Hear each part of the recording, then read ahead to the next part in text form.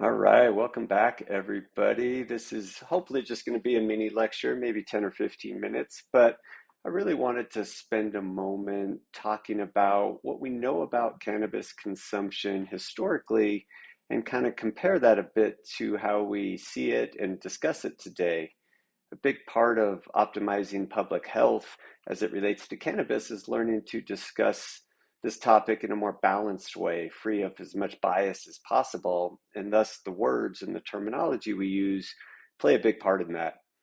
If you haven't already watched my lecture on cannabis history or the video, Everything We Think We Know About Getting High is Wrong, I'd recommend stopping and viewing those first. I think going in that order makes a little more sense.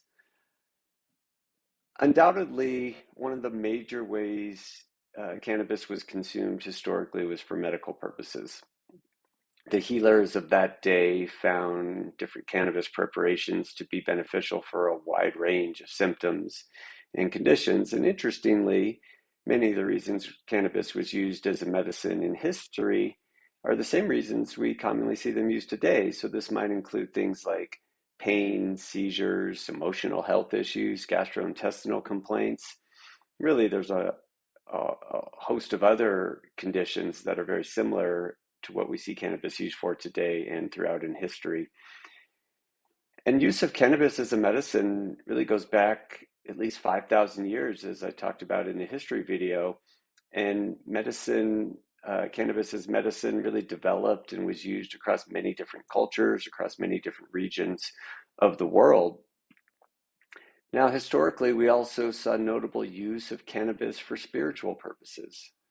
Now, this word spiritual is diverse and can mean different things across different cultures, and even different individuals can think of spiritual in different ways. But in general, it means connecting with something that's non-material, non-physical, or not part of the actual physical human body.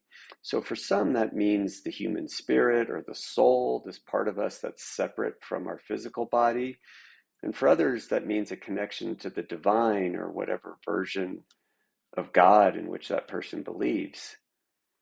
Now, regardless, cannabis played an important part in this spiritual context across many regions and many cultures. And really, for lots of people wanting to access something in this spiritual religious realm, cannabis was part of those rituals. It's talked about in the history video. We see archaeologic evidence in ancient Israel where it was used in the holiest places of the temple.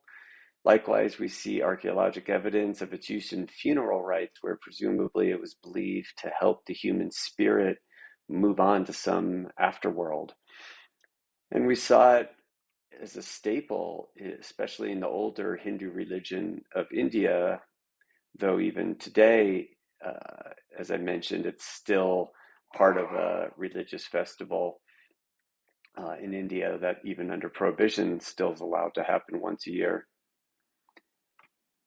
And so while social or recreational cannabis is really a more modern term, we really do still see some descriptions of social or recreational consumption even in ancient history. It's a group called the Scythians. They're a nomadic group from Central Asia and Eastern Europe. They prospered in the first millennia before the Common Era.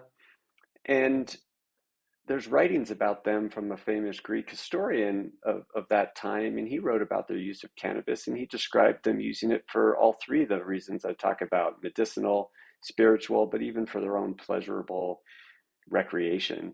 And then, as of course I talked about in the history videos, we get to more modern times, we definitely saw some pockets of pure recreational consumption pop up in pockets in Europe and the United States. And presumably throughout history, there's been other areas where kind of pure enjoyment or recreational purposes develop.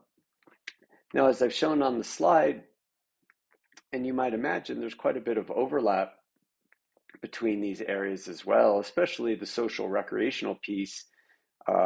Really throughout history, especially in ancient times, kind of the religious or spiritual world kind of greatly overlapped with kind of what people did for their social or their free time. So there's certainly overlap there, but obviously overlap within the spiritual and medicinal sense as well. And as we think about this overlap, especially as we move into current times, the most common terms we use are, of course, medical and recreational. And we kind of have to use these terms. These are very specific legal terms that most states are using where they passed cannabis legalization laws. But I want you to think about these terms, really what we mean by these two terms, but really more importantly, how these two terms overlap.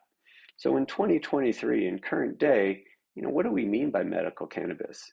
Do we mean it's medical cannabis only if you have a med card and you live in a state where medical cannabis is legal? Is it medical cannabis only if you have a very specific diagnosis? And does that diagnosis have to be one the state says qualifies for medical cannabis use? Is it medical cannabis if you're just treating specific symptoms but don't have a diagnosis?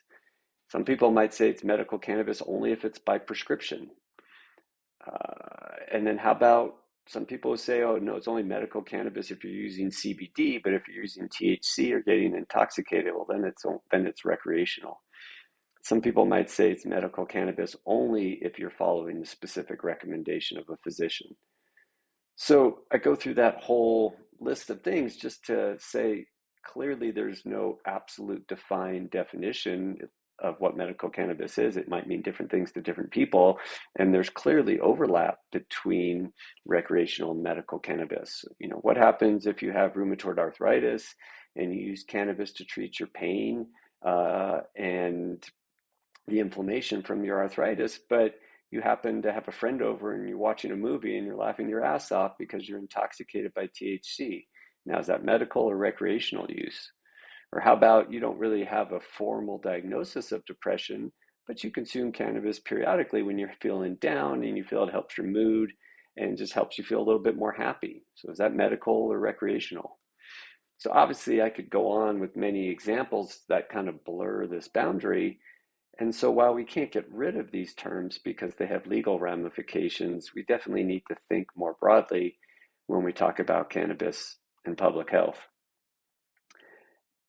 And while probably less common than it was in ancient times, where religious and spiritual practices were far more universal, I'd argue today there's still a small but quite a notable version of cannabis consumption that is for spiritual purposes.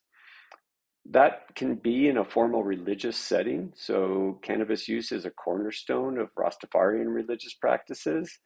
As we talked about, even in Prohibition, there's still a festival to the Hindu god Shiva where cannabis is prevalent. And of course, there are many, many individuals, maybe not in a formal religious structure or ritual, but that are consuming cannabis as a means to access something spiritual or something outside their physical body. So while these categories of medical, recreational, and spiritual consumption have some value, I think understanding how they overlap is really what's most critical. And so I'm doing this lecture to really help you think more broadly about cannabis and think about it from a systems approach rather than within the strict silos that we've created over the past many decades. And I'd argue this middle area where all these things overlap might be best called kind of intentional cannabis consumption. It's less about whether something's medical or spiritual or recreational, but rather the reasons the individual consuming cannabis has a purpose for themselves, has an intention for themselves, something they're actively trying to achieve with their consumption. And typically when someone's intentional about their actions and they have a clear purpose, those actions are going to be more beneficial to their well-being. And you might see this in someone who's intentional about what kind of food they put in their body, what they're eating. It's usually going to be eating healthier things. If someone's intentional about their activities or their hobbies or their day-to-day routines, if they have intention and purpose, those are typically going to contribute more to health and vitality. So on that same vein, intentional cannabis consumption is more likely to be in a pattern that's healthy for that individual. And then by extension, it's likely to be consumption that optimizes public health overall. So I want you to keep this concept of intentional cannabis consumption in mind as we move through the course. And we delve deeper into the potential public health risks of cannabis and certainly how to minimize them. And because of the criminalization period we'll discuss next week, and certainly the propaganda that came with it, social or recreational cannabis consumption really was demonized, and that stigma is still very much with us today. Now, of course, in some areas, Colorado being one of them, that stigma is starting to break down, but really still that sense is quite pervasive. And part of optimizing this intersection of cannabis and public health is not just about placing labels on certain groups or practices and just saying this one's good or this one's bad. Really, again, it's stepping back, taking a big picture, this systems approach, learning how cannabis works, understanding why individuals are consuming, reviewing different methods of consumption, and then making research-backed recommendations on which practices might have the most potential benefit or risk. But understanding, again, it goes back to that individual's intentions and really what they're trying to get out of their cannabis consumption.